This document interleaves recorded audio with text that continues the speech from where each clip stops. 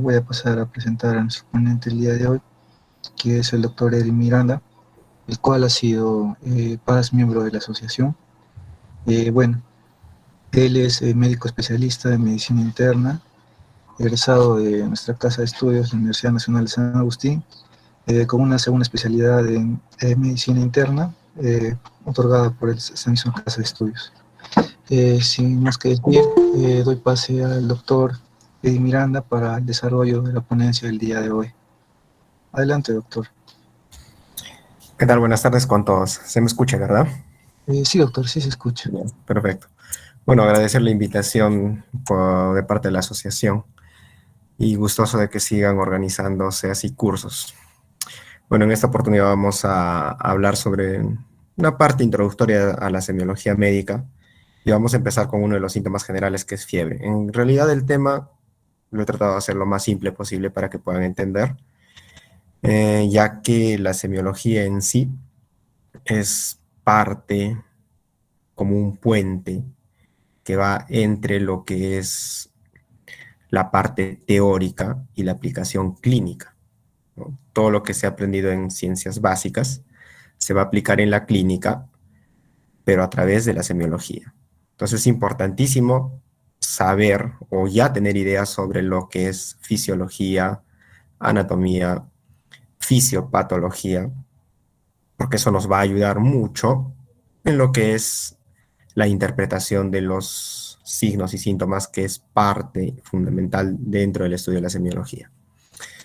Entonces, como introducción, primero definir qué es propedéutica clínica. Es un término muy importante, porque la propedéutica clínica en sí, ¿ya?, es un estudio de los conocimientos preparatorios para la enseñanza clínica. Es la metodología con la cual uno va a empezar a aprender, ¿no?, a sacar información de los pacientes para que de esa manera nosotros hagamos una síntesis de todo lo que el paciente nos dice con lo que encontramos, para que de esa manera pensemos o obtengamos datos importantes para un correcto diagnóstico posteriormente. Dentro de la propedéutica clínica tenemos lo que es la sindromología, que es una parte de la propedéutica que se encarga de identificar los síndromes clínicos, ¿no? Hay una vasta cantidad de síndromes clínicos dentro de la medicina, en pediatría, en ginecología, en cirugía y en medicina. Entonces, importantísimo ello.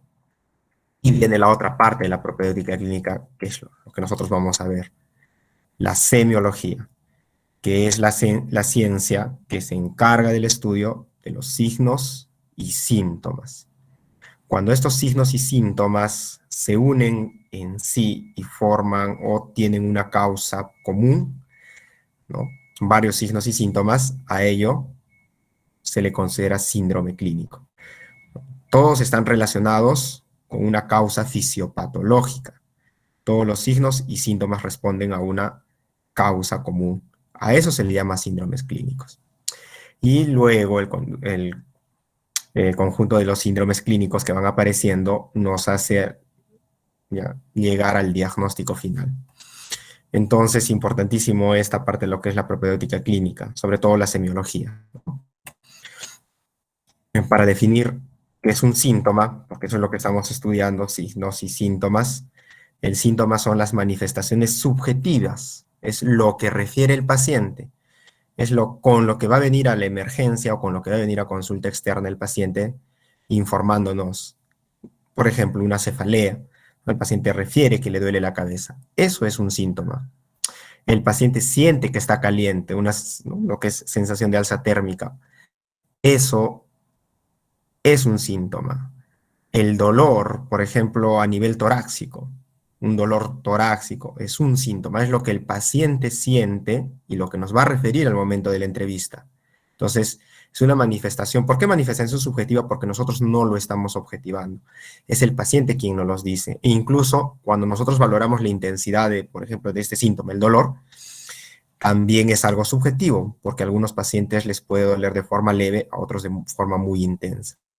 Entonces, por eso el síntoma tiende a ser subjetivo. En cambio, el signo es una manifestación objetiva, es lo que encuentre el médico o lo que encuentre el examinador al momento de la evaluación clínica. En este caso, por ejemplo, un signo ictericia, que es la coloración amarillenta de piel y mucosas, nosotros lo vamos a objetivar al ver al paciente con las escleras amarillas o la piel amarilla. O, por ejemplo, vamos a ver equimosis, ¿no? Vamos a ver a nivel, ya sea de abdomen, pierna, en cualquier lugar, nosotros lo vamos a objetivar con el examen físico. Entonces, el signo es algo objetivo, lo que vemos, mientras que el síntoma es algo subjetivo. Entonces, la semiología se encarga de qué? De identificar tanto los síntomas como los signos. Ahora, el síndrome es el conjunto de síntomas y signos que están relacionados entre sí, que pueden obedecer a diferentes etiologías, pero que tienen un curso fisiopatológico común, ¿ya? Más adelante vamos a ver algunos ejemplos de diagnóstico sindrómico, por ejemplo. Entonces, cuando hay un conjunto tanto de síntomas y signos, a eso se le llama síndrome. Entonces, y cuando ya tenemos un síndrome, ya estamos haciendo un tipo de diagnóstico dentro de los que existen. Entonces, eso es a neoplasias, una enfermedad en sí en general, como le decimos nosotros. Y también pueden haber síntomas específicos. Estos síntomas específicos está caracterizado porque se manifiesta por la afectación de un órgano o un sistema en particular. Por ejemplo, la asitis, ¿ya? Es acúmulo de líquido a nivel del peritoneo. Entonces, y nosotros vemos en ese paciente que esa asitis es producida porque, por ejemplo, por un cuadro de una cirrosis hepática. La afectación es a nivel hepático. El dolor torácico, ¿no? Que puede estar desencadenado por un cuadro de un infarto, está localizado. O sea, el síntoma específico para ese caso sería probablemente cardíaco. O edemas. Nosotros podemos acá edemas, por ejemplo. Los edemas también pueden ser un síntoma general, pero cuando ese edema se localiza en una extremidad, en este caso edema en miembro inferior derecho para que puedan entenderlo mejor, pues es un síntoma específico porque está localizado en el miembro inferior derecho que podría corresponder a otra patología como por ejemplo una trombosis. Entonces, cuando se localiza o cuando está relacionado con un órgano en particular, se denomina síntomas específicos.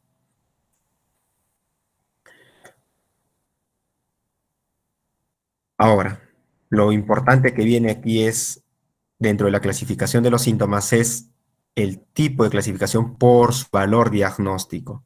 Sí, nosotros podemos identificar todos estos síntomas objetivos, subjetivos, pero pierde importancia cuando nosotros lo clasificamos en relación a su valor diagnóstico. Porque eso es lo que nos interesa a nosotros en realidad cuando evaluamos un paciente. Este signo o este síntoma, sea objetivo, subjetivo, general o específico, ¿qué valor diagnóstico tiene al momento de que yo hago la evaluación clínica? Ahí sí tenemos los generales, que pertenecen a diversas enfermedades. Por ejemplo, la fiebre es un síntoma general y puede estar relacionado con diferentes enfermedades, desde infecciones, neoplasias, enfermedades autoinmunes, ¿no? Hay varias causas que pueden causar ese síntoma general. ¿Tiene valor diagnóstico? No tiene mucho valor diagnóstico cuando se trata de síntomas generales, pero cuando nosotros empezamos a unir todos los síntomas y signos, ya empieza a mejorar o a tener mucho más valor para nosotros llegar al diagnóstico. En cambio, los síntomas patognomónicos sí tienen un alto valor diagnóstico. ¿Por qué? Porque hay algunos signos y síntomas que son típicos de una enfermedad en particular. Es característico. Nosotros encontramos ese síntoma o ese signo y decimos, está la enfermedad. ¿Ya? O sea, es algo importante saber signos patognomónicos de enfermedades. Más adelante vamos a ver algunos ejemplos. Entonces, por su valor diagnóstico, síntomas generales y síntomas patognomónicos.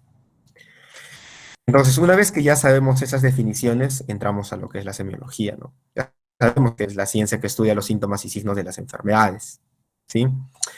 Y para ello, ¿cuál es el objetivo de la semiología en sí? Pues llegar a conocer las manifestaciones clínicas, ya sean signos y síntomas, de una enfermedad en particular. Entonces, el objetivo es conocer todas esas manifestaciones. Ese es el objetivo de la semiología.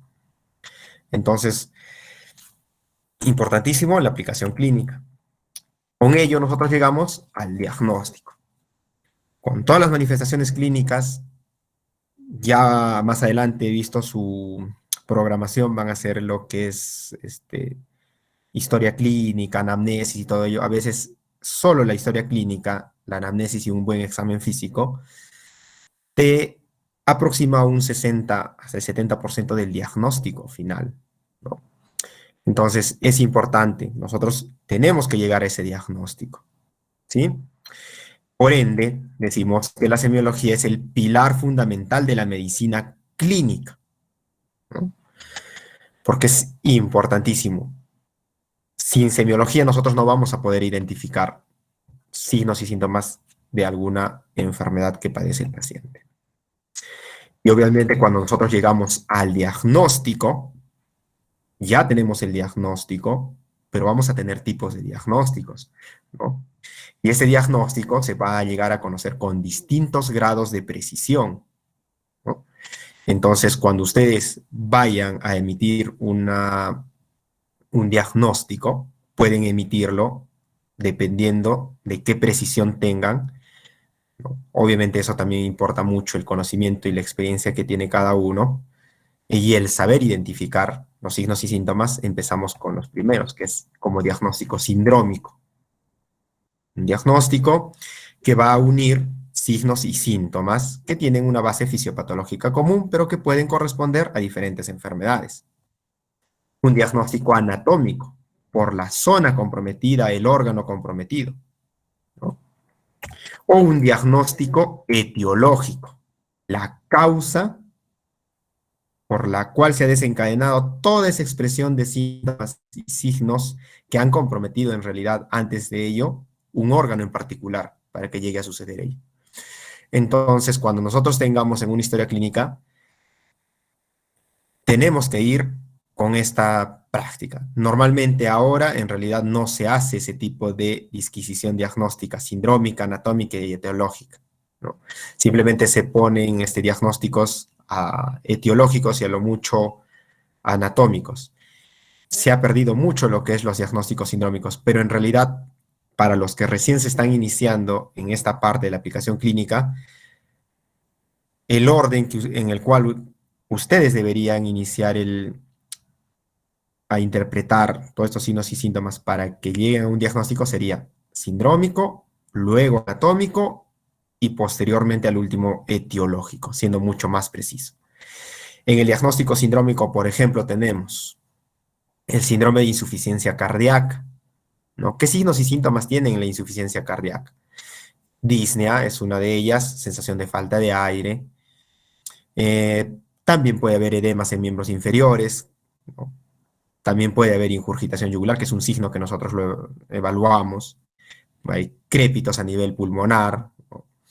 Que es por la congestión misma del pulmón. Entonces, nosotros encontramos esos signos y síntomas que obedecen una causa común, que en este caso es síndrome de insuficiencia cardíaca. Y ya es un diagnóstico, ¿no? Mucho más profundo. ¿Qué sería el diagnóstico anatómico, por ejemplo? Veamos. ¿Qué causas de insuficiencia cardíaca pueden haber? Muchas, ¿no?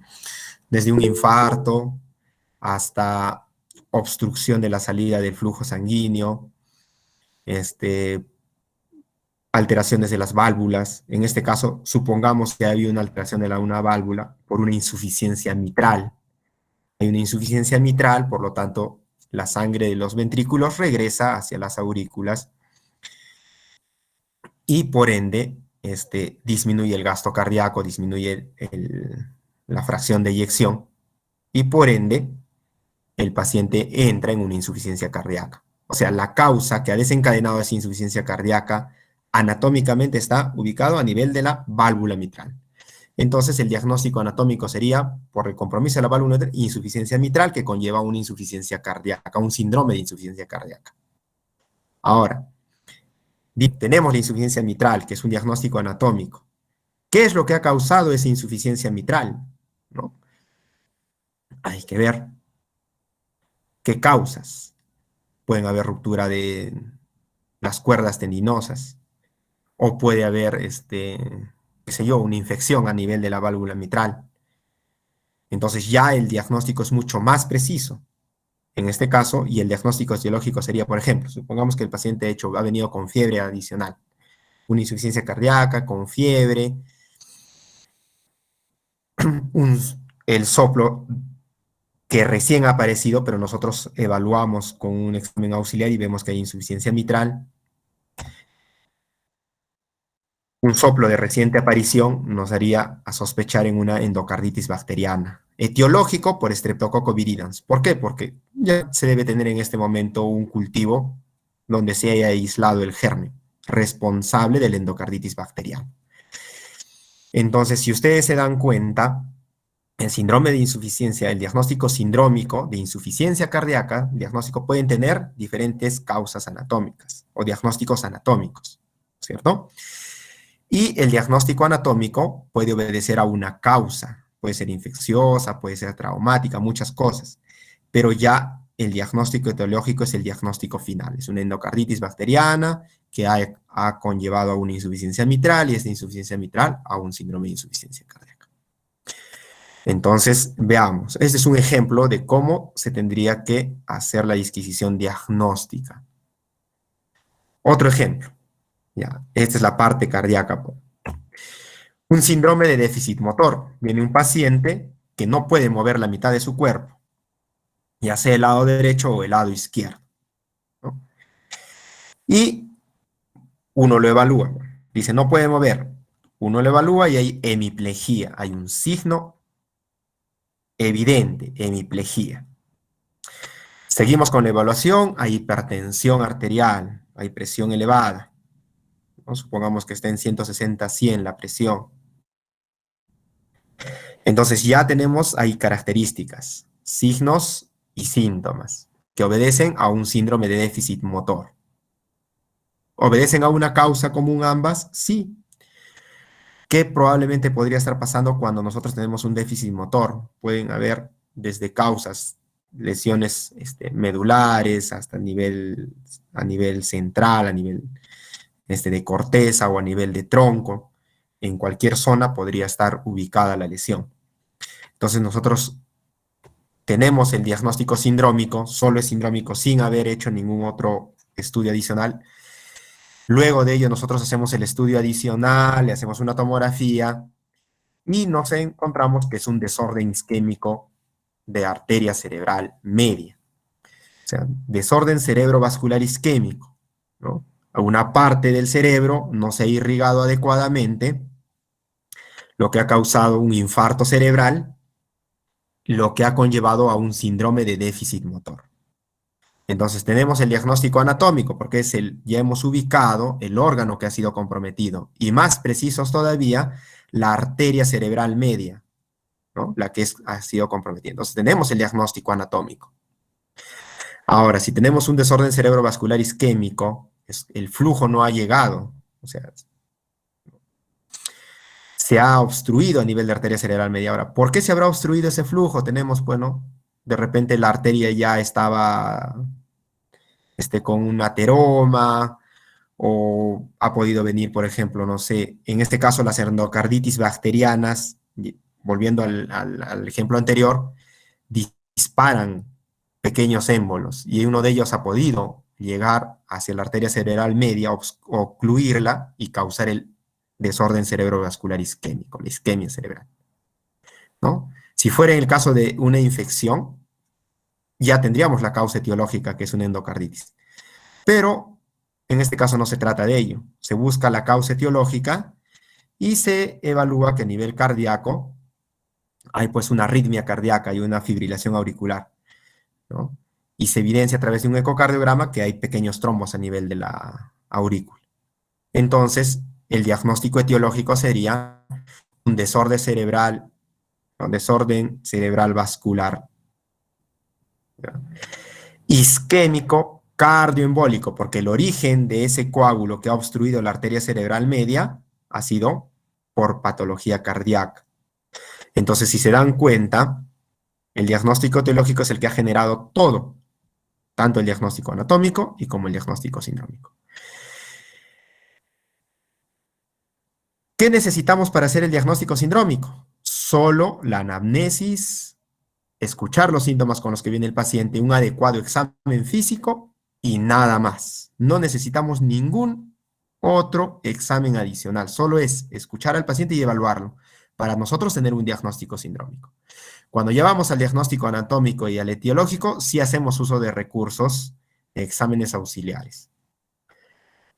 Entonces, importantísimo cómo se puede llegar a distintos grados de precisión del diagnóstico, ¿no? Iniciando desde los signos y síntomas de un paciente.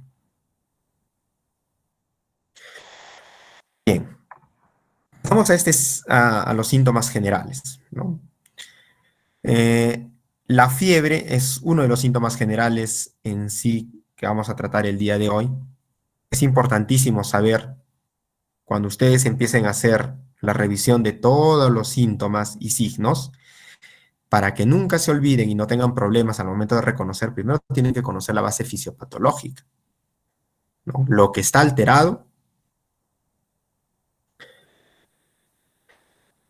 pero antes de ello, yo les recomiendo de que ustedes aprendan a identificar lo que está sano. Por ejemplo, los que van a iniciar ya semiología, al momento de auscultar un pulmón, primero tienen que auscultar un pulmón sano. Una vez que ausculten e identifiquen cómo es que suena un pulmón sano, cualquier otro sonido que no sea el que ustedes se han grabado, es un sonido anómalo. Entonces, ahí aparecen ya distintos signos a la auscultación.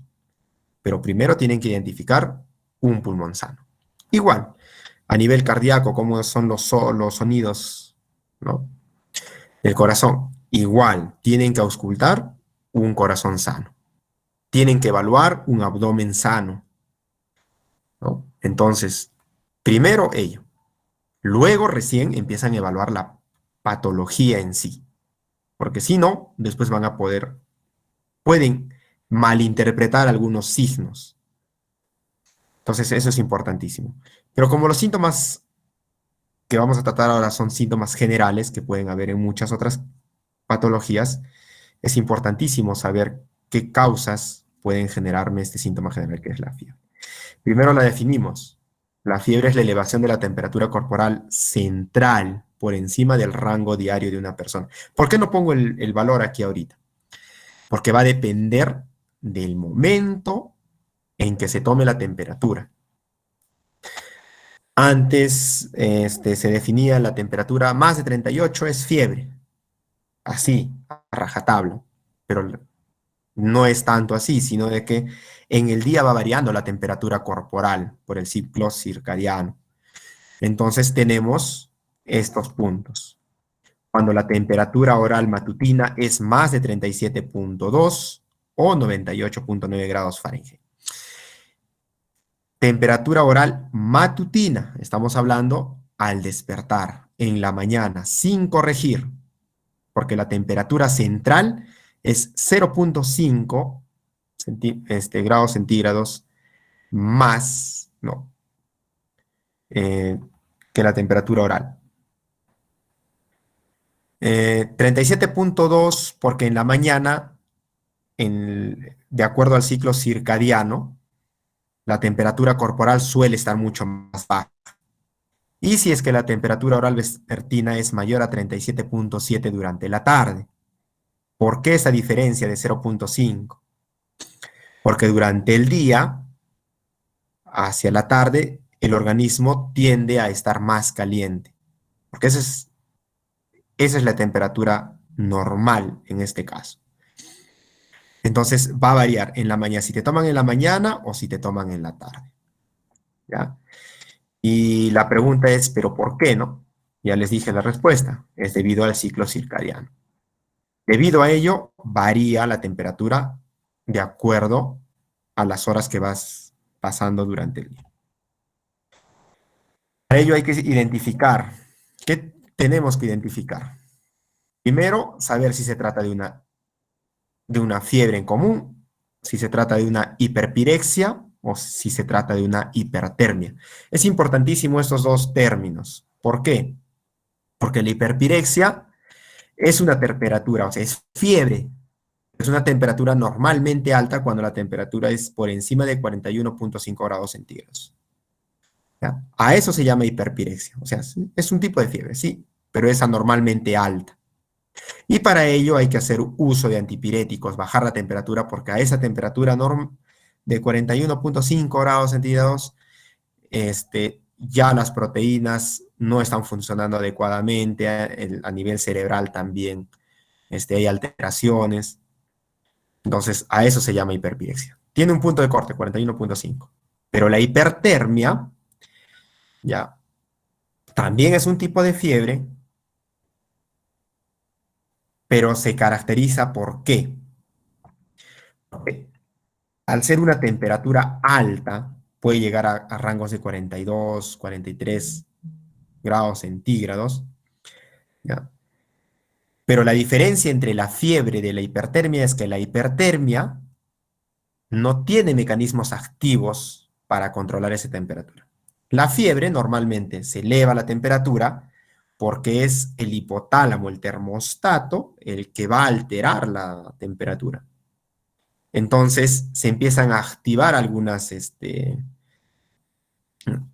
va a haber efectos autonómicos, va a haber sudoración. ¿Para qué? Para que de esa manera empiece a perder calor cuando la temperatura está por encima del rango. En cambio, en la hipertermia no va a haber eso. No se va a activar ningún mecanismo para pérdida de calor, ¿ya? Porque el centro termorregulador a nivel del hipotálamo no se ha alterado. La temperatura que dice el hipotálamo es 37,2. Se queda en 37,2. Pero en el caso de la hipertermia, el cuerpo por sí solo empieza a subir la temperatura sin alteración del termostato. En este caso, ¿qué ejemplo tenemos? El golpe de calor, que generalmente se da en las épocas de verano y es más frecuente en los niños, ¿no? No hay mecanismos pérdida de calor y la hipertermia puede ser mortal. Hay otro síndrome neuroléptico maligno, que es cuando se consumen algunos antipsicóticos. Toman algunos pacientes unas pastillas, sobre todo los pacientes psiquiátricos, los esquizofrénicos, y empiezan a hacer una reacción, empieza a subir la temperatura, pero no hay mecanismos activos para perder calor. Entonces la temperatura suele aumentar, no se pierde la temperatura y esto puede conllevar a la muerte. Entonces a eso se denomina hipertermia, ¿ya? En el caso de la hiperpirexia, la temperatura es alta, pero sí hay mecanismos compensatorios. Entonces, para ambos tenemos que saber identificar lo importante. Ahora, ese, por ejemplo, es un pequeño estudio de pacientes de la temperatura oral en pacientes hospitalizados que no tienen infección. Y se ve, por ejemplo, que nosotros tenemos el rango de 0 grados centígrados de variación. Si estamos hablando de la temperatura central, la que ya tenemos en conocimiento. Pero durante las 4 a 7 de la mañana suele estar hasta entre menos 0,06, ¿no? A menos 0,08 por debajo del rango normal en temperatura, en cambio de temperatura a nivel en Fahrenheit. Y durante la mañana, por ejemplo, no. Acá vemos entre las 4 de la tarde, 7 de la noche, u 8 de la noche, 11 de la noche, la temperatura suele estar más alta. Entonces, hay una variación. En la mañana el cuerpo tiende a estar un poco más frío y en la tarde tiende a estar un poco más caliente. Entonces varía el ciclo circadiano. Obviamente eso ha sido en pacientes hospitalizados, ¿no? Entonces, por ejemplo, este estudio demuestra que hay variación de acuerdo al ciclo circadiano sobre la variación de la temperatura corporal. Ahora, ¿cómo es que se produce la fiebre? ¿No? Vamos a la fisiopatología. La fiebre es una respuesta del organismo hacia factores exógenos, ¿no? En este caso, pueden ser bacterias, pueden ser virus, en hongos, cualquier toxina, alguna medicación o fenómenos inmunológicos, ¿no? E incluso acá, ¿qué faltaría? Las neoplasias, ¿no? Fenómenos neoplásicos. La idea es de que estos, ya, tanto las bacterias, virus, hongos, tienen partículas que son pirógenos. ¿Qué significa pirógeno? Que va a desencadenar el aumento de la temperatura corporal. Entonces, se liberan estos pirógenos exógenos, que en muchos casos entre las bacterias, por ejemplo, los pirógenos serían los lipopolisacáridos, ¿no? Estos son identificados por los macrófagos, son fagocitados, estos macrófagos empiezan a producir y liberar mediadores inmunológicos, las interleuquinas, las más importantes es la interleuquina 1 y la interleuquina 6, asociado ambos al factor de necrosis tumoral, ¿ya? Entonces empiezan a liberar estas interleuquinas. Estas interleuquinas llegan a nivel del hipotálamo, ¿ya? Y lo que van a hacer es median la producción de prostaglandina E2, porque tanto la interleuquina 1 como el factor de necrosis tumoral no pasan la barrera hematoencefálica. Pero, ¿cómo es que producen la fiebre? Es a través de la prostaglandina E2, ¿no? Asociado a mecanismos del AMP cíclico. Entonces, esta prostaglandina E2 va a llegar al hipotálamo y va a modificar el termostato. Si, por ejemplo, antes de que se liberaran todos los pirógenos, la temperatura corporal estaba programada en 37 grados centígrados. Cuando se liberan estos pirógenos y llegan a través de las interleuquinas, se produce la prostaglandina E2, va a hacer que el hipotálamo, su nuevo rango de temperatura, en este caso, su nivel de temperatura ya no va a ser 37, sino va a ser 38. Entonces se reprograma y la temperatura es 38. Perfecto. Entonces, como ya se reprogramó en 38, ¿qué va a hacer el organismo? Va a empezar a generar mecanismos por el cual vaya a aumentar la temperatura. Aumente el gasto cardíaco, ¿no? El corazón empieza a latir más rápido, empieza a trabajar más, por lo tanto genera más calor. Al generar mayor calor y al aumentar el gasto cardíaco, recircula la sangre con mayor rapidez, por lo tanto la temperatura empieza a incrementarse. Ahora, ese es un mecanismo de aumento de la producción de calor. Otro mecanismo por el cual se produce aumento del calor es los escalofríos. Escalofríos, por ejemplo, en el caso de los pacientes que ustedes han visto, o alguno de ustedes habrá sentido al momento de que hace temperatura, fiebre, empiezan a temblar, a tiritar. Ese movimiento de tiritar hace que los músculos se contraigan con mayor rapidez. Esa contracción muscular genera calor. Entonces incrementa la temperatura corporal, ¿no? Ese es otro mecanismo. Aparte hay otros más, ¿no? Fenómenos endocrino-metabólicos. Hay liberación de cortisol, aldosterona. Entonces todos ellos, al inicio, aumentan el calor. También una vez que el paciente, ya su termostato se haya programado en 38, otro mecanismo por el cual se aumenta el calor es disminución de las pérdidas. Hay vasoconstricción periférica al inicio, ¿no? Luego ustedes dirán, pero ¿por qué un paciente que está haciendo fiebre está sudando? ¿Por qué? Porque a veces la producción del calor es tan excesiva que sobrepasa el límite programado por el hipotálamo, en este caso sería 38, y uno le encuentra 39 o 40 grados centígrados al paciente, se sobrepasó. Entonces ahí recién el organismo empieza a activar sus mecanismos de pérdida de calor para que la temperatura sea la que está programada, en este caso 38 grados centígrados. Pero si es que está por debajo, se activan mecanismos para disminuir la pérdida de calor. Vasoconstricción periférica, por lo tanto, no llega sangre a la piel, disminuye la sudoración al inicio hasta que llegue a la temperatura 38. Y así se genera la fiebre. ¿Ya? Entonces, ese es el mecanismo por el cual se produce la fiebre. Cualquier pirógeno, desde medicamentos, hay un tipo de fiebre particular desencadenado por los antibióticos. La mayoría sabe que cualquier infección tiene que ser tratada con antibióticos. Y la fiebre es sinónimo de infección en la mayoría de los casos. Pero a veces el paciente sigue haciendo fiebre, fiebre, fiebre, fiebre, a pesar de que ya la infección ha sido combatida, sigue haciendo fiebre. Pero llega en un momento en el cual retiran el antibiótico y la fiebre cae. A eso se llama fiebre por antibióticos. O sea, hay medicación que pueden producir fiebre. ¿Ya?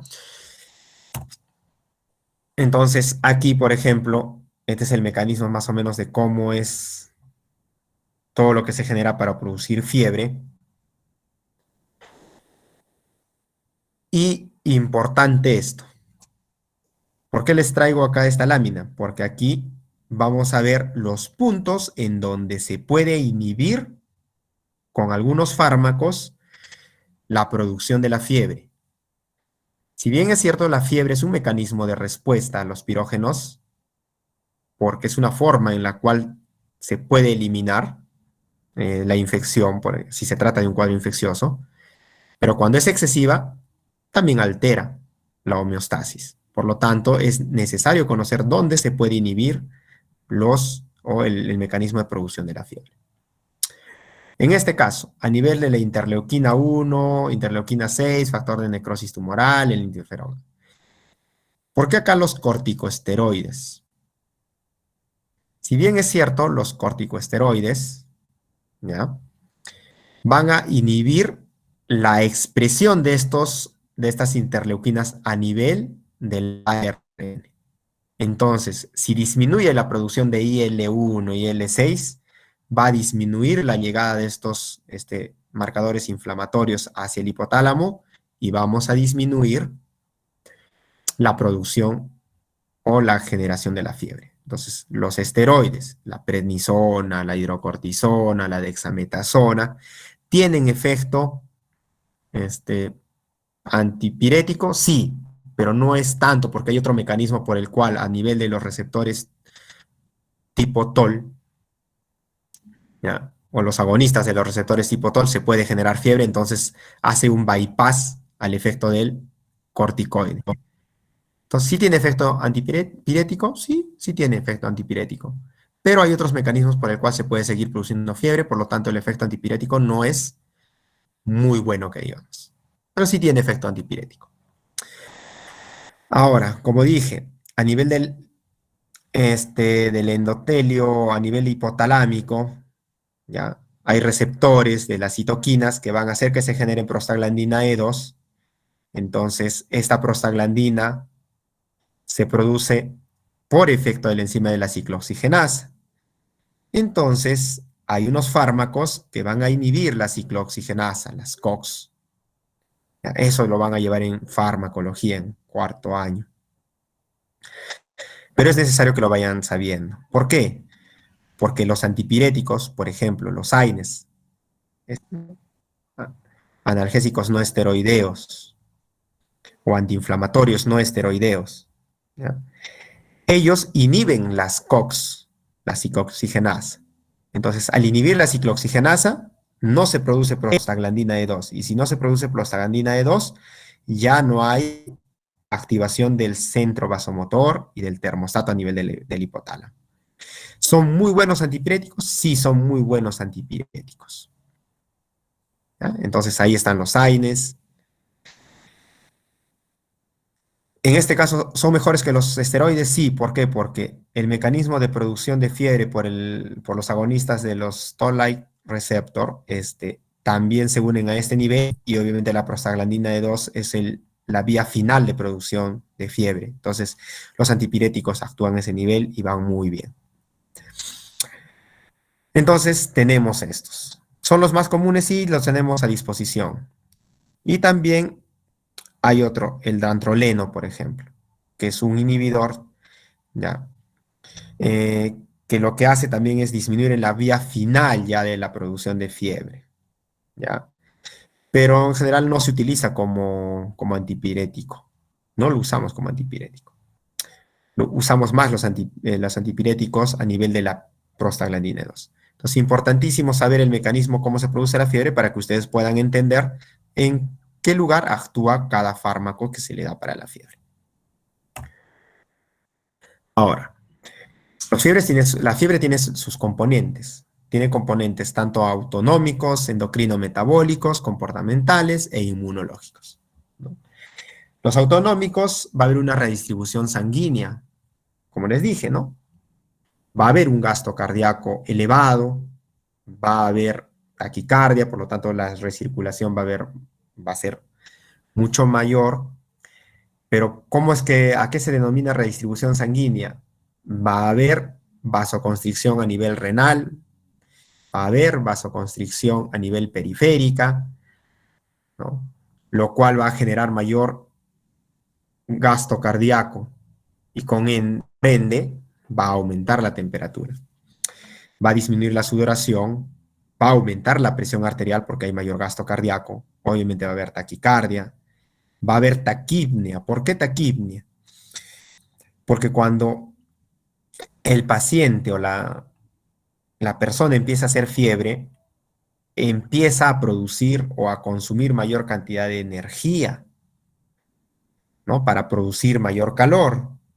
Y ese consumo de energía va a generar mayor producción de CO2.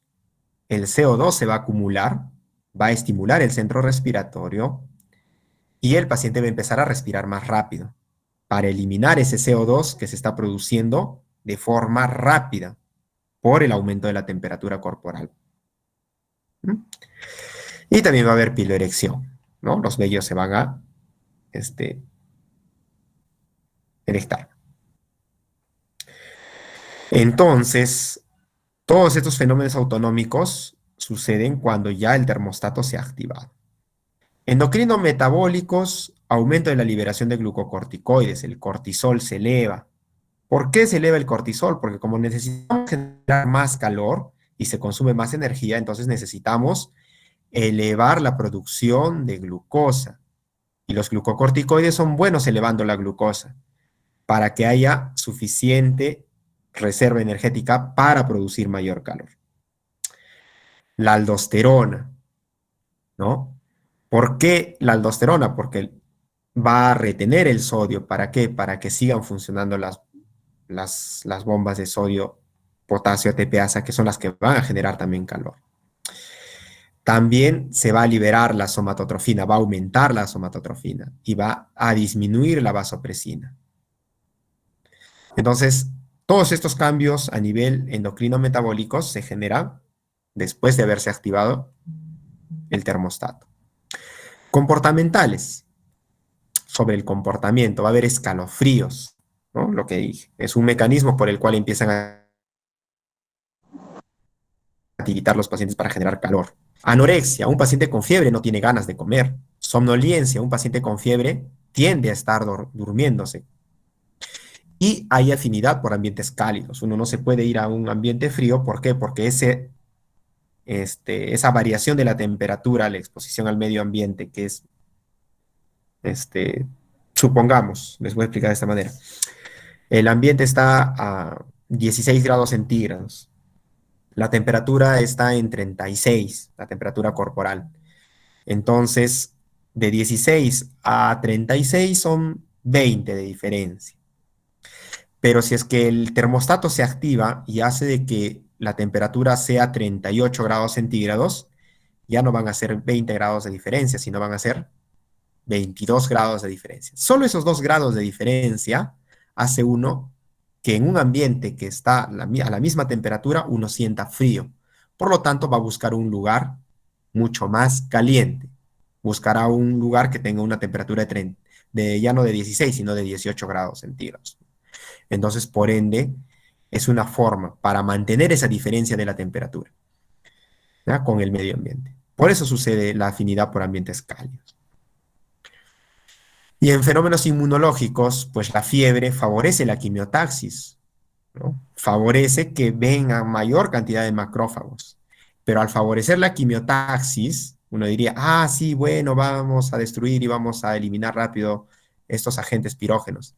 Pero al haber mayor cantidad de macrófagos, va a haber mayor liberación de interleuquinas.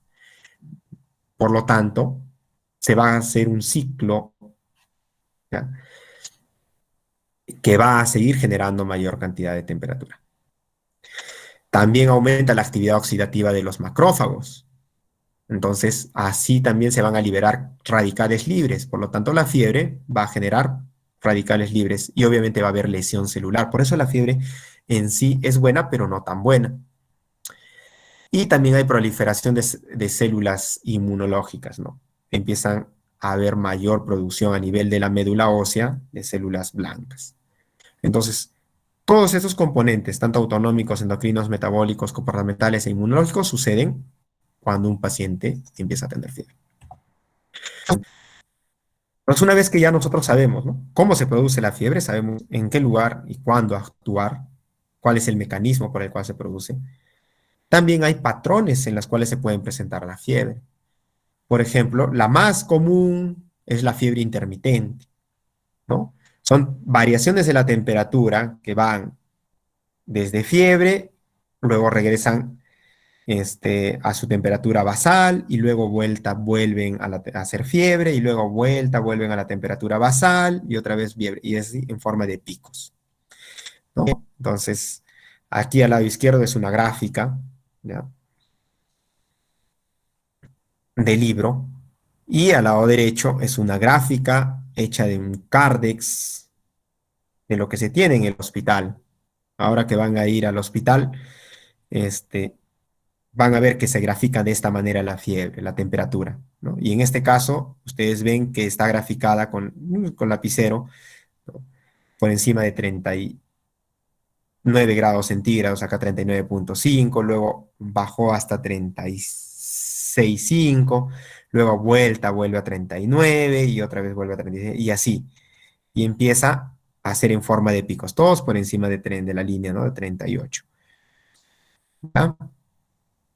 Entonces, esto se denomina, ese tipo de patrón es intermitente. Características de algunas enfermedades que producen fiebres intermitentes, o también se conoce como fiebre éctica, típica de los abscesos, ¿no?, o también de las infecciones tipo sépticas, ¿no?, las septicemias. Ahora, los patrones de la fiebre no son patognomónicos de una enfermedad en común, ¿ya? Puede ser que escuchen por ahí, ¿no?, algunos docentes que digan, ah, ya, fiebre en picos, fiebre, absceso. No, tampoco no es así. No, no es patognomónico. Sí, nos aproxima hacia la posible causa infecciosa, ¿no?, pero no es patognomónico de una enfermedad en particular. Pero se pueden presentar en este tipo de patrón la fiebre. Es bueno tenerlo en cuenta, pero no es bueno tampoco encerrarse en que digan, ay, eso es absceso, y buscarle un absceso a un paciente en donde no lo hay, ¿no?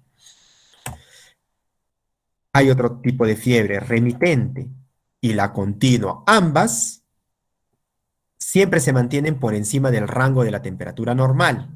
Pero ¿cuál es la diferencia entre una y otra? La fiebre remitente se mantiene por encima de la temperatura normal, pero la variación de la temperatura sobrepasa los 0,6 grados centígrados. O sea, un día puede estar 40, al otro día 38,5, al otro día 39,5, luego vuelve a 39,5, Entonces, la idea es que la variación entre las temperaturas altas, ¿ya? Sea más de 0,6 grados centígrados. En cambio, la fiebre continua se mantiene 40, 39,6, 39,8, 40, 39, 40, 40, 40, 39, 40,2, 40. La variación en la fiebre continua es menos de 0,6 grados centígrados. Entonces, la fiebre continua no hay mucha variación de la temperatura, se mantiene casi constante. Y en la remitente sí hay variación, pero siempre está en fiebre también. O sea, ambas están en fiebre, pero una sí varía más de 0,6 y la otra no. ¿Ya? Ese tipo de patrón de fiebre también hay. Es menos común, pero se puede dar.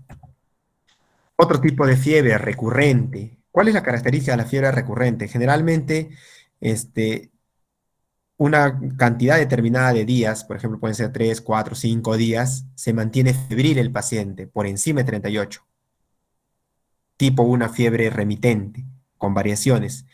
Pero luego de unos 4 o 5 días, la temperatura suele caer por debajo de la temperatura del rango normal y se mantiene a febril el paciente 2, 3, 4 días y nuevamente vuelve a aparecer fiebre y así, en forma ondulante. Este tipo de temperatura, por ejemplo, el que está en esta gráfica es fiebre recurrente en dromedarios, se le dice, se le conoce, ¿no? No es patognomónico de alguna enfermedad en sí, pero hay este tipo de patrones, ¿no? Ahora, hay otro tipo de fiebre recurrente, este es en dromedarios. El otro tipo de fiebre recurrente es, hay fiebre y luego 2 días sin fiebre y luego otra vez fiebre y luego 2 días sin fiebre, otra vez fiebre y 2 días sin fiebre, ¿no? También hay ese tipo de fiebre recurrente. Entonces, la definición de fiebre recurrente sería que son este, procesos febriles luego de uno a más días, de 2 a más días en el cual un paciente se mantiene afebril. Entonces son fiebres que recurren cada 2 días a más, ¿ya? Ese es otro tipo de patrón de fiebre. ¿Qué tipo de patologías, por ejemplo, pueden estar asociados a este tipo de fiebres recurrentes? ¿No? No en la de dromedario, sino en la segunda imagen, en la que están estos picos, pero con 2 días sin fiebre. En algunos casos se relaciona mucho a linfomas, a neoplasias hematológicas, ¿ya? Pero como les dije, no es patognomónico. Pueden haber en otros casos, pero nos da una idea de que podría tratarse de un cuadro de una neoplasia, ¿no? Entonces, para ello, a veces nosotros hacemos una prueba, un test de naproxeno, ¿no? Porque si ustedes se dan cuenta, esto es importantísimo, ¿ya? Estos, por ejemplo, agentes infecciosos o productos de microbios, ¿ya? Este, te- Van a generar todo lo que es la fiebre, pero también el daño de tejido. En este caso, el linfoma produce daño de tejido. Una neoplasia puede producir necrosis dentro de la tumoración. Entonces se van a generar estos factores, interleuquina 1, 6, factor necrosis tumoral y todo eso, ¿ya?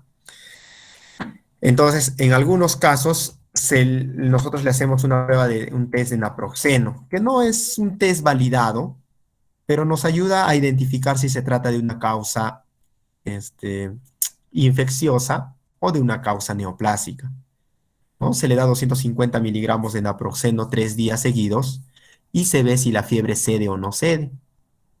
Si cede, ¿no? Estaríamos frente a un cuadro infeccioso. Si no cede, estamos frente a un cuadro neoplásico. Entonces, importantísimo ello, ¿no? Lo podemos hacer, lo podemos aplicar, sí, pero no es un test validado.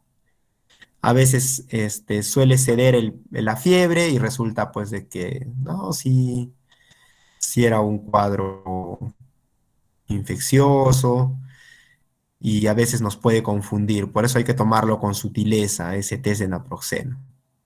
¿ya? Seguramente lo van a, cuando hagan ya semiología, estén en la práctica clínica, les van a enseñar ese test, pero hay que tomarlo siempre con pinzas. Listo. Luego hay un tipo de fiebre particular. La fiebre ya vimos que se origina por todos estos mecanismos, pero hay un tipo de fiebre dentro de la fiebre, lo que es la fiebre de origen desconocido. La fiebre de origen desconocido se caracteriza acá, ¿por qué? Porque ya es un concepto modificado por más de 38 grados, más de 38,3 grados centígrados en distintas ocasiones durante más de 3 semanas. Es un paciente que tiene fiebre más de 3 semanas, pero en una evaluación ambulatoria. ¿Qué significa eso? Que viene por consultorio externo, ¿ya? O sin diagnóstico tras 3 días de ingreso hospitalario. Si el paciente ingresa con fiebre y 3 días después sigue con fiebre, o 3 visitas ambulatorias le llaman, si 3 días de ingreso y no se sabe cuál es la causa de la fiebre, se la cataloga como fiebre de origen desconocido. Pero esto estamos hablando de un hospital en el cual pues se puede hacer el estudio adecuado para identificar la causa de la fiebre. No tanto así en algunos hospitales de acá del Perú que tienen déficit y los exámenes me demoran hasta una semana y obviamente pues no voy a saber cuál es la causa de la fiebre, ¿no? Puede variar. Entonces, se tiene que modificar de acuerdo al lugar donde uno esté. Pero la definición que a ustedes tienen que aprenderse es esta, ¿no? Más de 38 en distintas ocasiones, más de 3 semanas, o 3 días sin diagnóstico después de estar hospitalizado el paciente. Ya, a eso se denomina fiebre de origen desconocido. ¿Y hay tipos de fiebre de origen desconocido? Sí, hay fiebre de tipo de origen desconocido. La FOD clásica es una de ellas. Es la que hemos definido anteriormente. La fiebre de origen desconocida clásica. También hay fiebre de origen desconocido nosocomial. Es un paciente que ya estando hospitalizado empieza a presentar fiebre dentro de su hospitalización, pero en donde se descarta causas infecciosas. O sea, estaba hospitalizado, pero ya no tiene infección, pero está haciendo fiebre. Es una fiebre de origen desconocido, de tipo nosocomial. Y uno de los ejemplos que ya les adelanté es la fiebre por antibióticos. ¿Ya? Entonces la fiebre, los antibióticos pueden generar, o los fármacos pueden generar fiebre.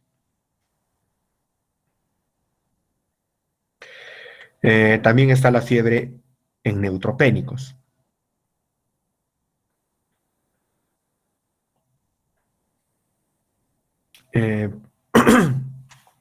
Va a disculpar.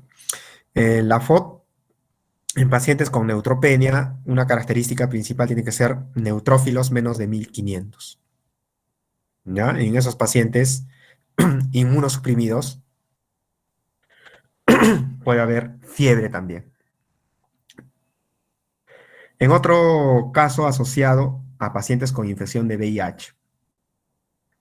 O sea, nosotros sabemos que el VIH por sí solo puede producir fiebre, pero esta patología está siendo tan frecuente en nuestro medio de que a veces pacientes que ya tienen VIH tienen fiebre, pero asociado a otra patología, pero que está en el contexto de un paciente infectado por VIH. Y es muy frecuente y a veces es un problema porque muchas de las veces se demora en llegar al diagnóstico, es muy difícil llegar al diagnóstico en algunos pacientes con fiebre de origen desconocido en pacientes con VIH. Entonces, ¿existen estos tipos de FOD, de fiebre de origen desconocido? Sí, es necesario que los conozcan. ¿Cuáles son las causas más frecuentes de FOD? Por ejemplo, aquí vemos, hay pacientes en el año, por ejemplo, esto es hasta el año 2000. Las infecciosas siempre han sido las causas más frecuentes de fiebre de origen desconocido. Las neoplasias, ¿no? Junto con las causas inmunológicas o inflamatorias, en este caso las inflamatorias están por encima, o sea, actualmente, hacia el año 2000, las inflamatorias son las más frecuentes incluso que las infecciones. Antes eran las infecciones, ¿no? Ahora, ¿por qué ha ido disminuyendo las infecciones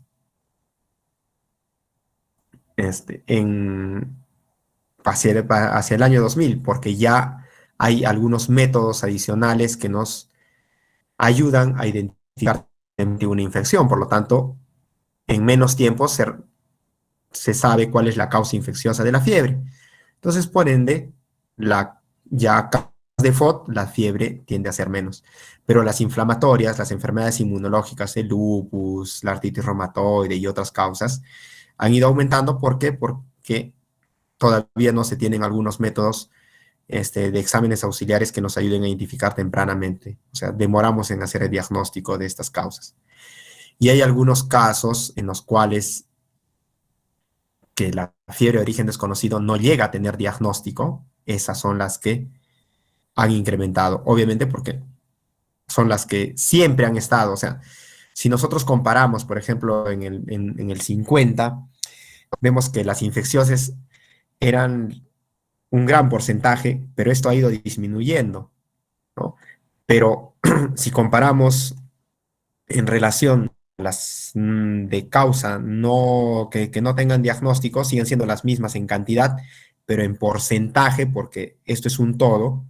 Si disminuyó las infecciosas, el número valor absoluto se mantiene en las de que no tienen diagnóstico, pero si hacemos el porcentaje, tiende a ser de mayor porcentaje, pero igual el valor absoluto se sigue manteniendo, ¿ya? Entonces, para ello, para la fiebre de origen desconocido, nosotros tenemos un protocolo, ¿no? Aplicamos un protocolo en 5 fases. La primera fase es de evaluación clínica básica. Es lo que todos tienen que hacer al momento de un paciente que tiene con fiebre de origen desconocido. La fase 2 es evaluación mínima invasiva. O sea, ya vamos a tener que hacer procedimientos invasivos para obtener muestras, para buscar la causa de la FOD. Exploración invasiva ya no es mínima, sino es invasiva. Ya tenemos que hacer algunos procedimientos un poco más avanzados para obtener muestras, para búsqueda de la causa de la FOD. La fase 4 es exploración especial, ya son exámenes especiales mucho más avanzados para el diagnóstico de FOD. Y la fase 5 es la evaluación del estado general, es lo último que se hace después de haber hecho todo esto. Cada fase es importantísima, ¿no?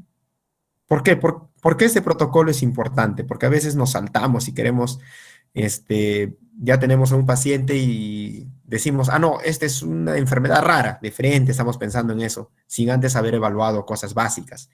Y nos vamos de frente a exploraciones especiales, le pedimos todo y al final nos confunde ¿y qué hacemos? No llegamos al diagnóstico. Entonces, estas fases nos ayudan mucho a ordenarnos para llegar a un paciente, o sea, llegar al diagnóstico de un paciente con FOD. La fiebre de origen desconocido es el talón de Aquiles del internista, porque generalmente causa frustración no saber cuál es la causa de esa fiebre. A veces buscamos hasta un mes.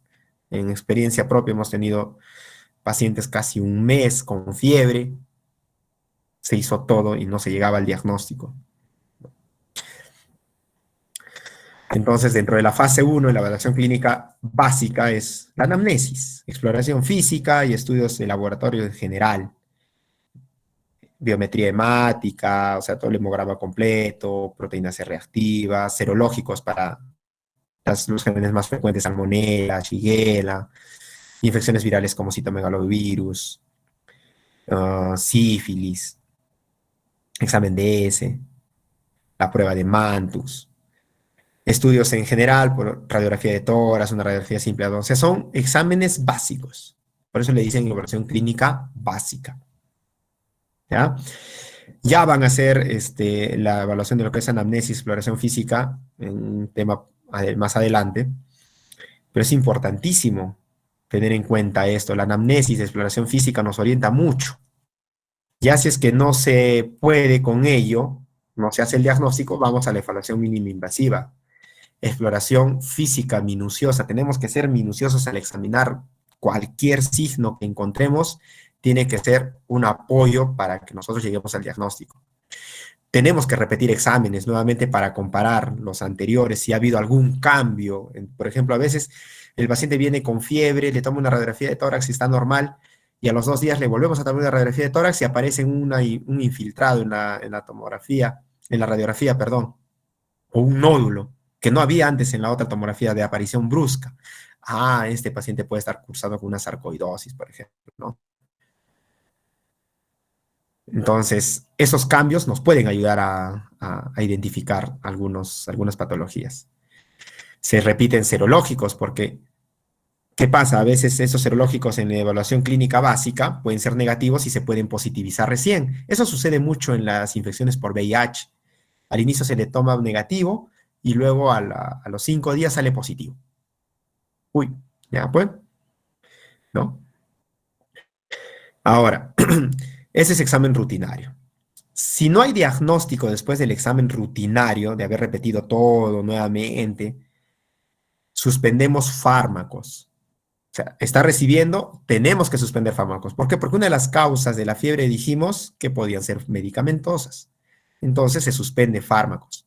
Si la fiebre desaparece, ya tenemos que identificar qué fármaco es el que le ha generado eso. ¿Sí? Y si a pesar de suspender los fármacos que está recibiendo, no hay diagnóstico, ya tenemos que hacer exámenes laboratoriales especiales dentro de la evaluación mínima invasiva.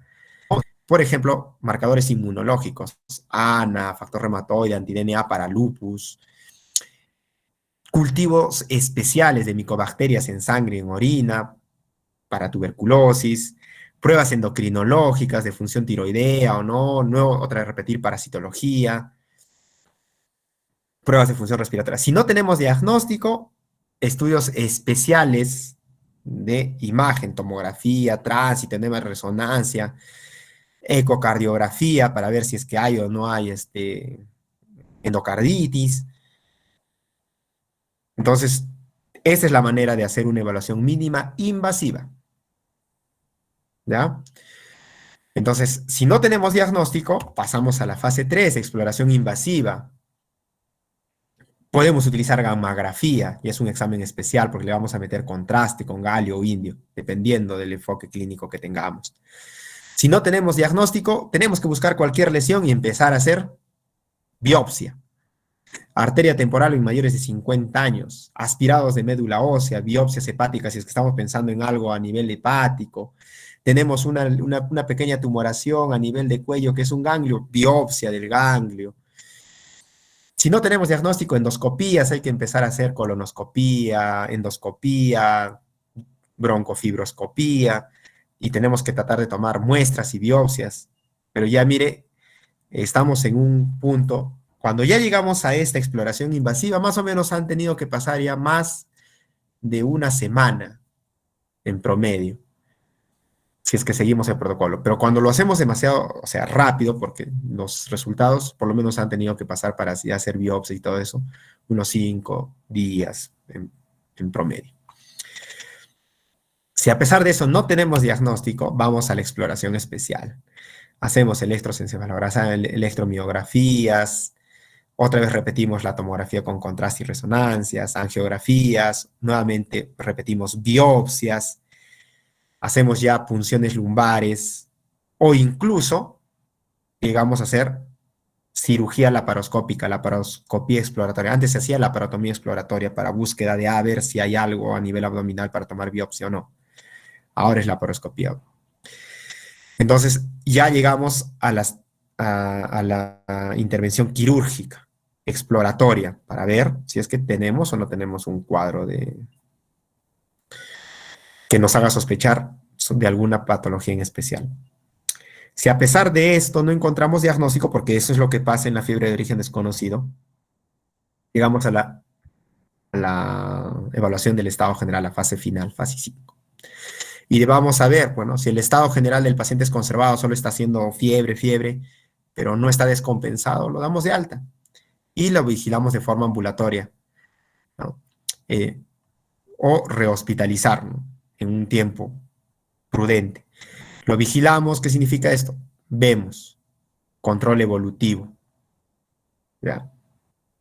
O sea, Esperamos a que haya aparición de algún otro síntoma o signo que nos pueda indicar qué tipo de enfermedad se pueda tratar. Ahora, pero si el paciente tiene un deterioro, tenemos que sí o sí otra vez la laparoscopía exploratoria, volver a repetir cirugías, ¿no? Si hay alguna sospecha de alguna infección, pero que no hemos logrado aislar, pueden ser tuberculosis, neoplasias o estas cosas, ¿ya? Empezamos el tratamiento empírico. ¿Qué significa empírico? Prueba terapéutica. Es lo último que se tendría que hacer en un paciente con fiebre de origen desconocido. Corticoides, si es que estamos pensando en algo inmunológico, lo pulsamos, le damos dosis altas de corticoides y si la fiebre baja, con ese tratamiento terapéutico, esa prueba terapéutica, hacemos el diagnóstico. Anticanceroso, o sea, quimioterapia, le damos quimio, haya mejorado así. O el tratamiento específico para la tuberculosis. Iniciamos tratamiento pensando en lo que podría tener el paciente. Obviamente eso es sin confirmar, porque no tenemos ninguna prueba confirmatoria. Simplemente le vamos a dar una prueba terapéutica. Es lo último que se podría hacer en un paciente que tiene deterioro progresivo, ¿no? La mayoría de los pacientes, casi un 90% de los pacientes que tienen FOD y no llegan al diagnóstico, la mayoría todos están deteriorados, ¿no? Están descompensados, están con un pie para el más allá. Entonces en ellos sí se tiene que tener esa opción de la prueba terapéutica.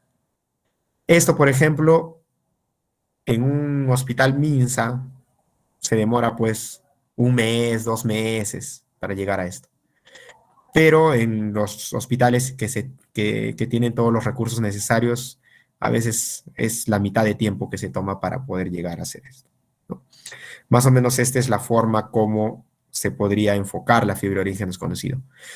Si ustedes buscan revisiones bibliográficas, van a encontrar otros protocolos de la forma de abordar la fiebre de origen desconocido, ¿no?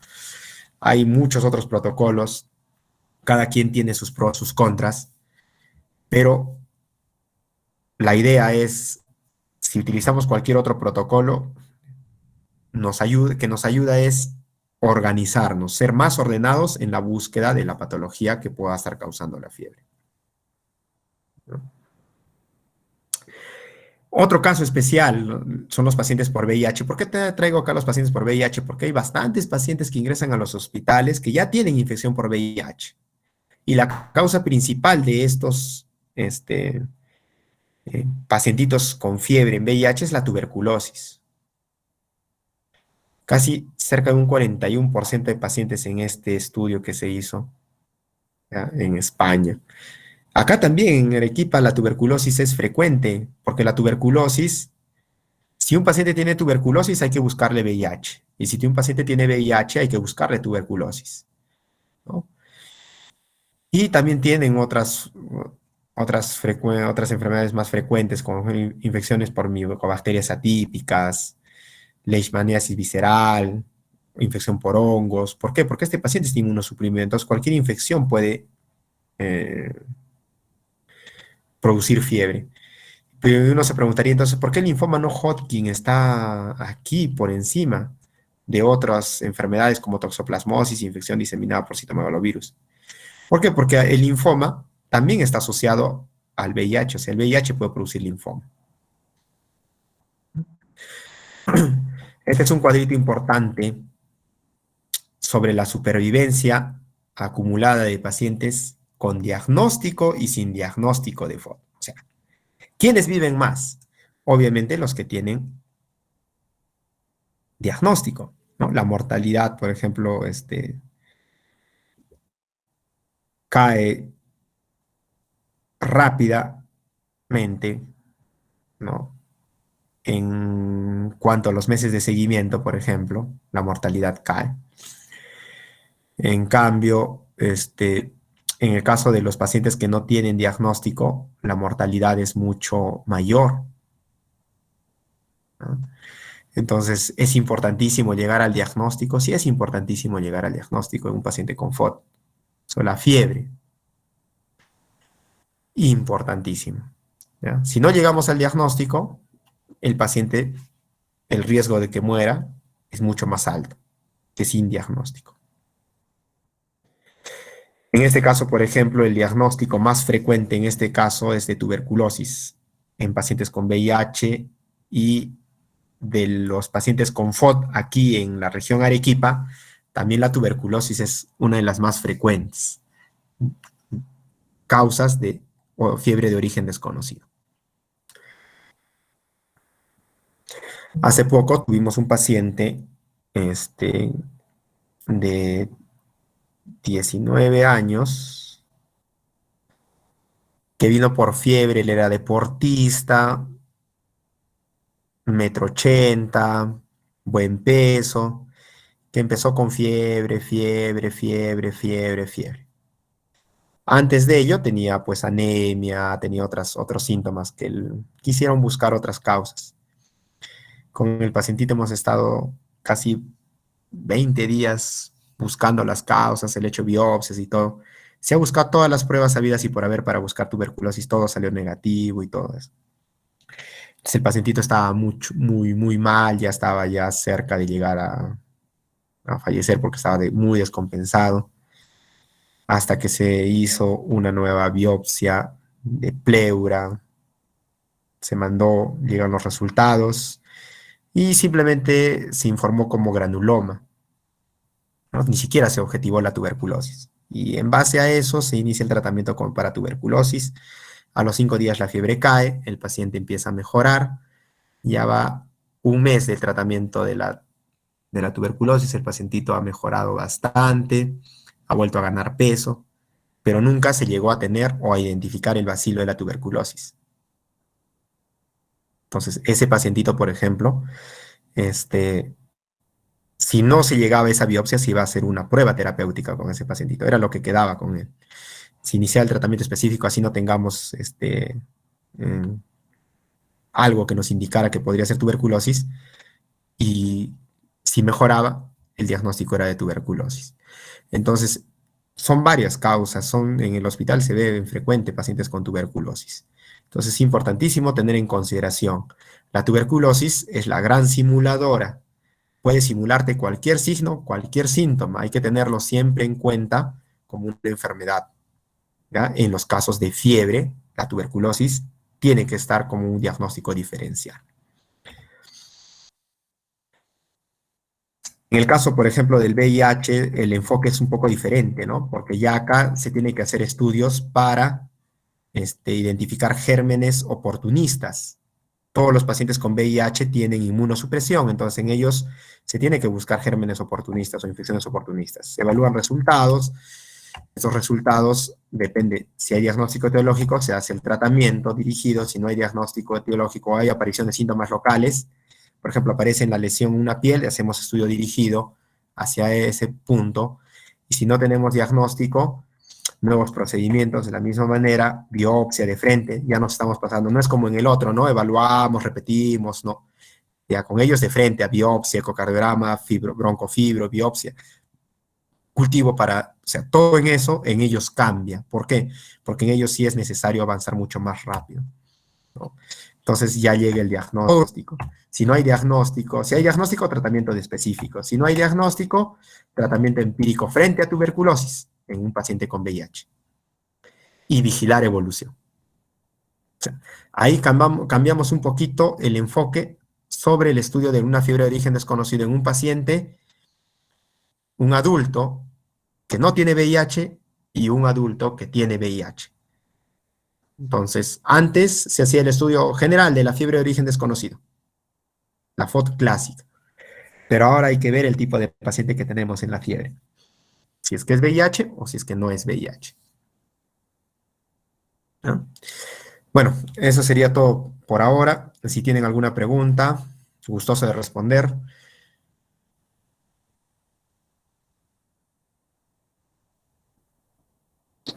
Sí, muchas gracias, doctor. Chicos, si tienen alguna pregunta, por favor, pueden escribirle en el chat o también hacerlo personalmente. Adelante. Adelante, Michelle. Sí, una pregunta. ¿Puedo hablar? Sí, adelante. Ya. Mira, yo estaba trabajando en una clínica en Lima y tuve un caso de una paciente de 26 años que tuvo un accidente cerebrovascular y tuvo una hemorragia masiva en el cerebro, en el Duramare, creo. No sé si eran en Duramadre o eran en el espacio subdural. La cosa es que la hemorragia era intensa. Hay una escala de esa hemorragia, no me acuerdo el nombre de la escala, pero ella estaba en la escala 5.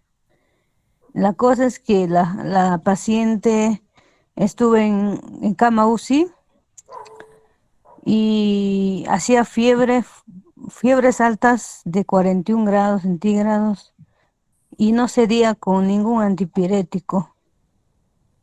Lo que pasa es que quería preguntar, en ese caso, ¿sería ya daño cerebral o daño en el hipotálamo, no es cierto?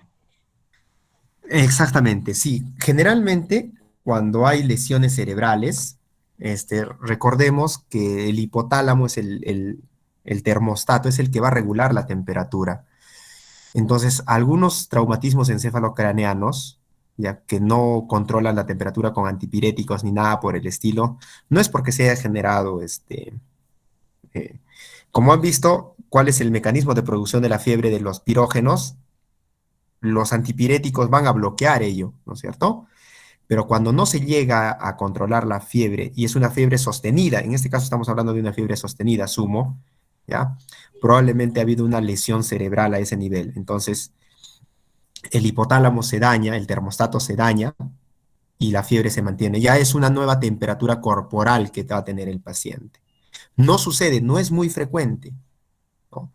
No es muy frecuente. Yo solo he visto un paciente en ese estado cuando ha llegado con un TEC severo, ¿no? Que ha hecho una lesión axonal difusa con lesión a nivel con un sangrado a nivel de hipotálamo, y el paciente siempre hacía fiebre. La temperatura siempre era 39, 39, 39 y no bajaba y no modificaba. Sí puede haber daño a nivel del hipotálamo que pueda producir fiebre sostenida. Entonces, hay esas opciones, sí hay esas opciones. Gracias. Sí, Yo bueno, tenía, yo tenía adelante, una Michelle. pregunta. En un paciente que, por ejemplo, esté recibiendo corticosteroides por alguna enfermedad de base, si se sobreagrega una infección a este paciente por la inmunodepresión, igual podría presentar fiebre, ¿no? Exactamente, justo lo que vimos en el mecanismo, por ejemplo, de la fiebre, ¿ya? Los corticosteroides no me van a bloquear la totalidad no me van a inhibir el mecanismo de producción de fiebre, ¿no? Acá en esta lámina, por ejemplo, si se dan cuenta, este, el mecanismo, el agente infeccioso o los productos microbianos tienen otra vía por la cual se va a producir fiebre. Directamente va a llegar los agonistas de los receptores Toll-like, bueno, los receptores tipo Toll, de frente haciendo el bypass a la producción de las citoquinas IL-1 y IL-6, que es donde actúan los corticosteroides. Entonces, un paciente con infección por fiebre, o sea, una infección que está recibiendo corticoides, sí puede hacer fiebre por sobreinfección, ¿ya? O sea, sí se puede dar, sí se da. Ok, gracias.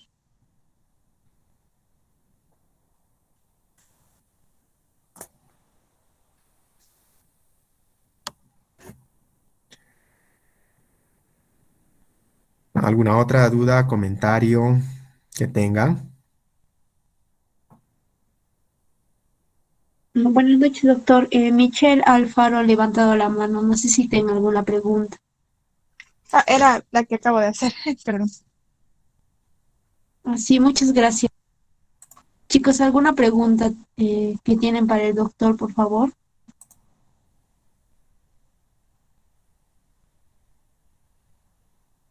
Doctor, creo que esas serían todas las preguntas. No, doctor, acá hay una pregunta. No sé si se la podría leer. Nos dice que las infecciones en el oído con una fiebre de 41 grados durante 3 días y que no ceden con antibióticos, ¿qué se recomendaría para bajarla, ya que con los antibióticos no baja?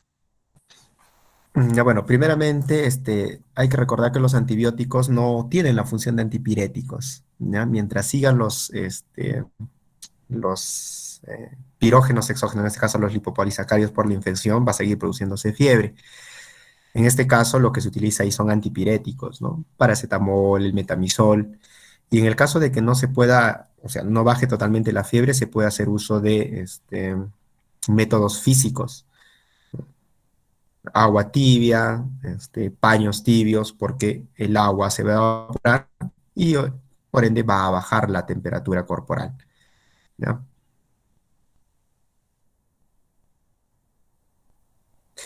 Ya, como le decía, si con los antipiréticos no ayuda a bajar, los métodos físicos ayudan en el control de la fiebre, ¿no? Entonces el agua de por sí se evapora y lleva gran cantidad de calor y con eso podemos ayudar a bajar la fiebre. Es lo que hacemos generalmente en pacientes que no pueden controlar muy bien la temperatura en pacientes hospitalizados. Se hace medios físicos. Les ponemos antipiréticos más medios físicos. Entonces con eso ayudamos al control de la temperatura.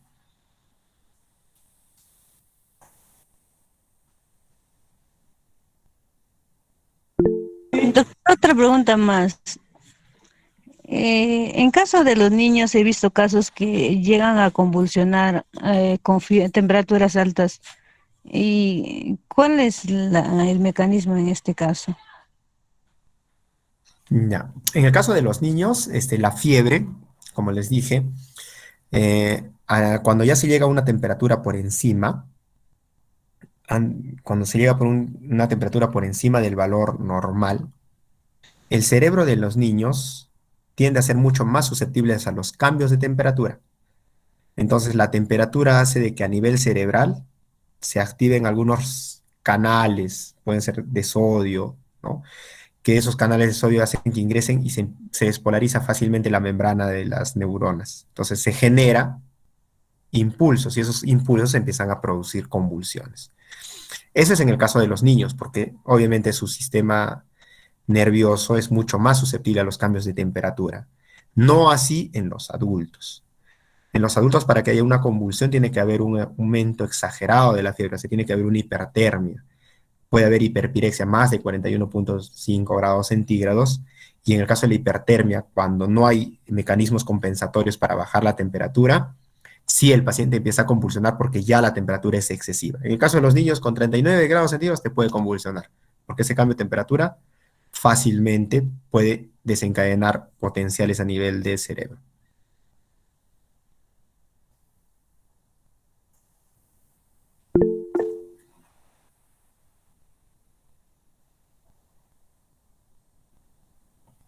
Ok, adelante, Amílcar.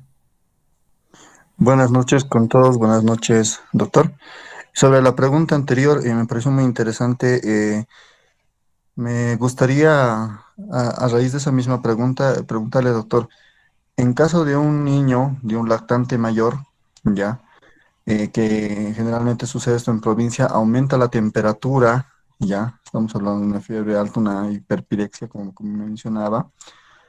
Ahí hay que evaluar mucho lo que es el uso de lo que son los medios físicos, doctor. ¿Hasta qué punto es recomendable el uso de medios físicos y hasta qué punto es recomendable el uso de antipiréticos? Se podría dar combinado, pero siendo que la edad del paciente, eh, ¿cuál de los dos sería más priorizable? Ya, en los puestos de salud, generalmente sí tenemos metamizol, ya se tiene metamizol. El tratamiento tiene que ser endovenoso. No podemos esperar a los medios físicos en un pacientito, un lactante que haya convulsionado, por ejemplo, esperar con medios físicos a que baje la temperatura. No, eso no es contraproducente. Se tiene que hacer uso de los antipiréticos, en este caso el metamizol, que sí lo tenemos en la mayoría de los centros de salud y los que van obviamente a su serum, no esperar, o sea, mm, hay que ser un poco, en este caso, proactivos podría decirlo, llevarse metamisol, tener metamisol a la mano, que no cuesta mucho, ¿no? ¿Por qué? Porque eso nos puede ayudar a mejorar el pronóstico de un niño que empieza a convulsionar por fiebre. Porque tú, hasta que lo lleves, por ejemplo, de un centro de salud hasta el hospital, que te demora 4 o 5, dependiendo cuánto tiempo esté alejado ese puesto de salud, te va a ir convulsionando en el camino, y cada convulsión significa muerte neuronal. Entonces, sí o sí es la aplicación de metamisol de acuerdo a la dosis, de acuerdo al peso que tenga el niño o el lactante. Y se combina, o sea, lo tienes que combinar con medios físicos, ambas, para que baje la temperatura y no te vuelva a convulsionar ese niño, ¿no? Entonces, la recomendación ahí es antipirético, sí o sí, de primera mano, asociado a medios físicos, ¿no? Entonces, eso es lo que se tiene que hacer, porque cada convulsión en un niño, el pronóstico va a empeorar. En los adultos, bueno, la convulsión no es muy frecuente.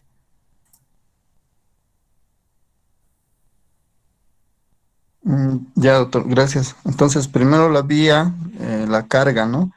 Juntamente con el antipirético y combinar con medio físico. Entendido, Exacto. doctor, muchas gracias. Ok.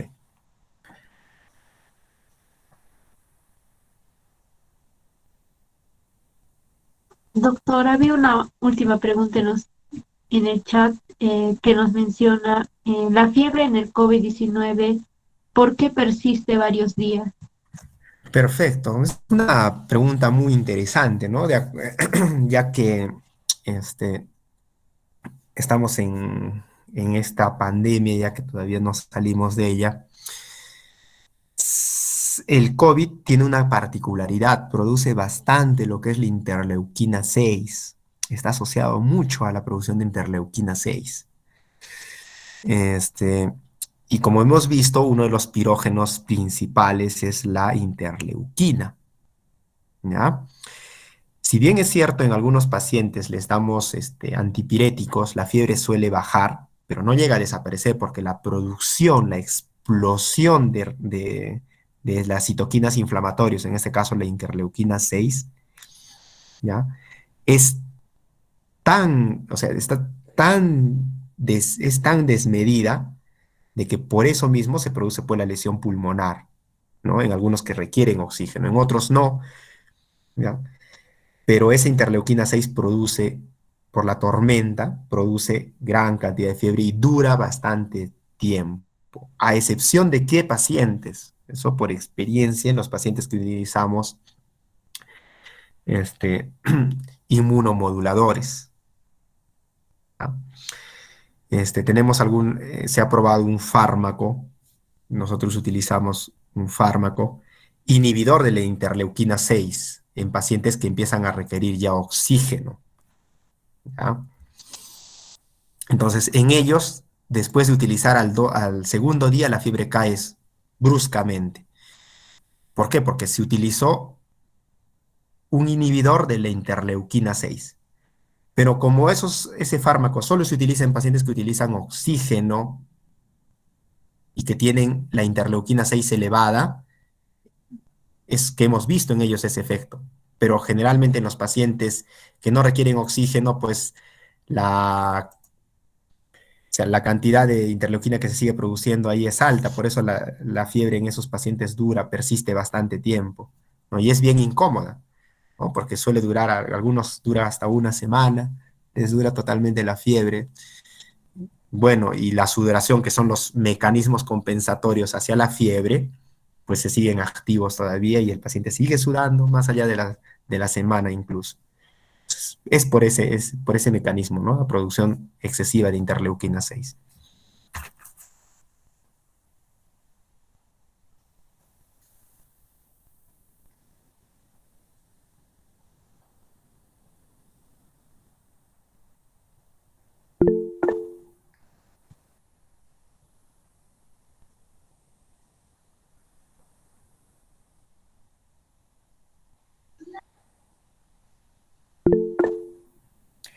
Ángela, a ver. Doctor, buenas noches. Una consulta. También puede ser que que algunos medicamentos antipiréticos no hagan el efecto deseado por la automedicación del paciente, porque hay veces, por ejemplo, tanto en niños como en adultos, cuando llegan a la emergencia, obviamente llegan con fiebre, ¿no? Con un rango de fiebre, por ejemplo, de 38,5, pero a veces ocultan la información de que ya vienen tomándose un antipirético en casa. Entonces, ¿qué hace? Que de nuevo se le administre en un rango corto de tiempo, se le administre otro antipirético que en vez de dar ¿cómo se dice? El efecto deseado, que es redimir o bajar la temperatura a un estado normal, hace que el paciente todavía no se compense. Puede ser también por el uso inadecuado de los medicamentos. Bueno, en realidad, si uno usa antipirético, no tanto está relacionado con ello, ¿no? Porque recordemos de que tenemos una dosis tope para dar antipiréticos. En el caso de paracetamol es 4 gramos que se pueden dar, solo que a veces no llegamos a utilizar esa cantidad, ¿no? Utilizamos cantidades subóptimas. Por ejemplo, le han dado y se le repite, se le puede repetir. No tanto por el abuso, yo diría, ¿no? Sino porque a veces por el tipo de infección que tienen, la fiebre suele ser más alta y necesitan mayor cantidad de dosis para controlar la fiebre. Entonces a veces los familiares que ya conocen cómo funcionan los antipiréticos les dan pues su paracetamol, pero no les dan en la dosis correcta, ¿no? Recordar que en los niños se tiene que dar por peso. No es lo mismo en un adulto que le damos una dosis de 1 gramo y ya con eso podría mejorar. En el caso del niño, pues es por el peso. Entonces, supongamos que el familiar trajo a su hijo hace 2 meses y le dieron paracetamol. Supongamos que pesaba 10 kilos y le dieron, pues, ya, supongamos, metamisol. Le dieron 10 gotitas de metamisol, muy bien en gotitas. Pasan 2 meses, el chiquito ya no pesa pues 10 kilos, ya supongamos que está pesando 18 kilos, pero la mamá tiene entendido, como le dieron 10 gotas de paracetamol o de metamisol, le vuelve a dar las 10 gotas, pero la dosis ya es insuficiente. Entonces, cuando llega al hospital, le calculan la dosis adecuada, le baja la fiebre y la mamá dice, ah, ya, ¿ves? Tenía que traerlo al hospital para que le pase la fiebre, ¿no? Lo que sí podría complicar en algunas situaciones es que al niño le hayan dado la dosis, ¿ya? Y el hecho de ocultar información hace que nosotros le calculamos una nueva dosis respecto al peso sin considerar la dosis anterior. Entonces podríamos llegar al límite de la dosis o sobrepasarnos la dosis. Eso sí podría generar algún tipo de problema. Pero en la mayoría de los casos no. Siempre les dan dosis subóptimas de tratamiento. Por eso es que a veces no les funciona bien cuando se automedican. Está bien, doctor, gracias. Ese era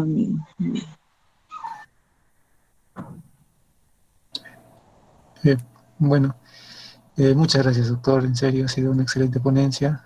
También por los comentarios que hemos podido ver en el chat. Le agradezco enormemente. Adelante, Alison. Sí, Ronaldo, agradecer mucho al doctor por esta ponencia y también he estado leyendo los comentarios del chat y de verdad, doctor, creo que algunos de los compañeros algunos de los doctores y doctoras se sienten muy agradecidos por la ponencia, indican que ha sido muy buena. Y bueno,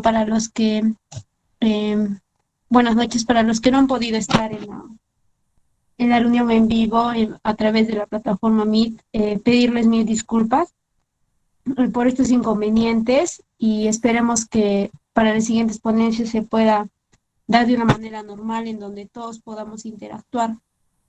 Mencionarles que el curso ha tenido una gran acogida. Somos aproximadamente cerca de 400 inscritos y bueno, y en total por el momento ahora se han unido solo 100, pero espero que pueda mirar a través de de YouTube, o bueno, los que estén viendo justo en este momento el video, les haya gustado bastante la ponencia, chicos, y espero que les sea agrado el curso. Espero que lo aprovechen en 1000, ya que el curso les va a servir para aprender para los que aún no han llevado el curso. Y los que ya lo han llevado, espero que les sirva de una manera para repasar, para recordar temas de semiología, ya que este es un tema muy... Bueno, el curso de semiología es uno de los cursos más importantes de toda la carrera de medicina. Entonces, espero que lo aprovechen muy bien y, bueno, agradecerles también por estar aquí, por los que estén viendo ahora mismo el video por YouTube. Espero que le den un like y comenten desde dónde están viendo el video, desde su país, su ciudad y su universidad, para que se tome siempre en cuenta. En verdad, muchas gracias, chicos, doctores y doctoras, por estar aquí. Y bueno, eso sería todo. Mandarles un saludo desde aquí. Yo soy de la ciudad de Arequipa, del país de Perú, de la Universidad Nacional de San Agustín. Así que mandarles un saludo desde ahí a todos los doctores, a todos los interesados y estudiantes que se hayan unido a este curso. Muchas gracias.